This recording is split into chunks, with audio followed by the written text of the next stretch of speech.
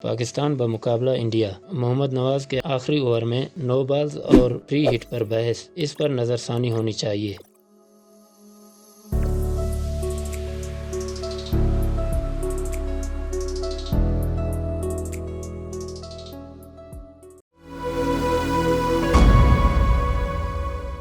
پاکستان اور انڈیا کے درمیان اس کانٹے کے مقابلے میں یوں تو کوہلی کی ناقابل شکست اننگز نے روہت شرما 11 کو 4 وکٹوں سے فتح دلا دی ہے، مگر بعض پاکستانی فینز ابھی بھی آخری اوورز میں امپائر کے کچھ فیصلوں پر ناخوش نظر آ رہے ہیں۔ انڈیا کی دعوت پر پہلے بیٹنگ کرتے ہوئے پاکستان نے 160 رن کا ہدف دیا۔ اوپنر کپتان بابر اعظم اور محمد رضوان کی وکٹیں گرنے کے بعد پاکستانی بیٹنگ مشکل میں تھی، مگر شان مسعود اور افتخار احمد کی نصف سنچریوں نے اننگز کو سہارا دیا۔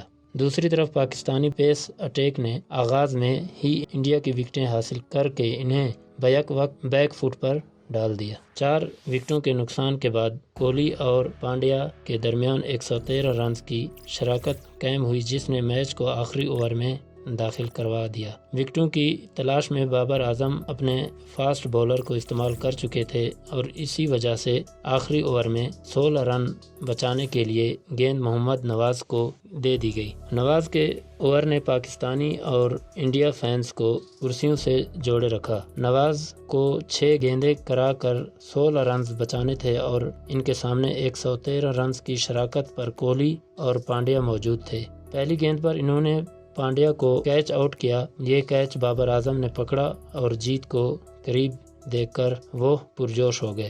اب کریز پر دنیش کارتک آئے، جنہیں ایک عمدہ فنشر مانا جاتا ہے۔ T20 کے نئے رولز کے تحت دنیش کارتک کو ہی اسٹرائکر اینڈ پر آنا تھا۔ کارتک نے نواز کی پہلی گیند پر 1 رن بنایا اور اگلی گیند پر کوہلی نے 2 رنز بنا لیے، مگر میچ کا رخ تب بدلا جب چوتھی گیند کو کوہلی نے باؤنڈری پر چھکا لگا دیا۔ یہ فل ٹاس تھا اور امپائر نے اسے ویسٹ ہائٹ نو بال قرار دیتے ہوئے فری ہٹ کا اشارہ کیا۔ بابر اعظم اس فیصلے سے انتہائی ناخوش نظر آئے۔ زخموں پر نمک چھڑکتے ہوئے نواز نے وائڈ کرا دی اور اب انڈیا کو 3 گیند 6 رنز درکار تھے۔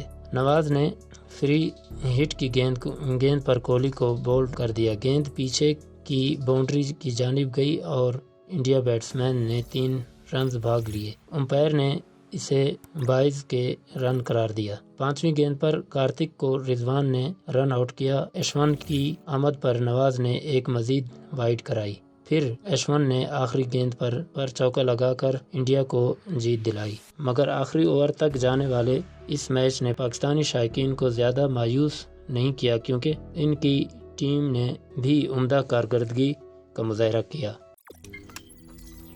روزنامہ قدرت کی ویڈیو دیکھنے کے لیے ابھی YouTube چینل پر سبسکرائب کریں اور بیل آئیکن پر بھی کلک کریں۔